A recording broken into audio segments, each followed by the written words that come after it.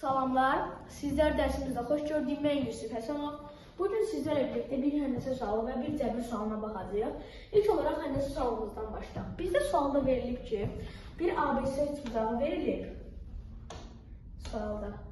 Və bizdən A bucağının dərəcə ölçüsünü 45 dərəcə, C-ni 30 dərəcə və AB tərəfinə 6 kök 2 verib. Bizdə də sualda soruşur ki, bütün tərəfləri soruşur tək-tək. İlk olaraq insanın ağlına burada hündürlük çəkib 30, 60, 90 və 45, 45, 90 üçbucaqlarından istifadə etməyə gəlir. İlk olaraq 30, 60, 90 və 45, 45, 90 üçbucaqlarının qaydasını mən sizə vereyim. Hər iki tərəf 90 dərəcə. Bura 30, bura 60 olduqda qaydamız. 30-un qabağındakı A olduqda 90-ın qabağındakı 2A, 60-ın qabağındakı isə A kök 3 olur. Seriyə yazaq.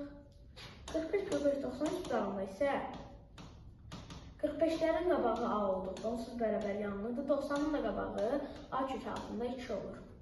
İndi bu qaydayla biz bu sualı hündürlüyümüzü çəkirik. 90 dərəcə. Onda bu AB burada bir H desək, ABH-ın üçbucaq olması üçün burada 45 dərəcə. BHC-nin isə üçbucaq olması üçün bura 60 dərəcə qalır.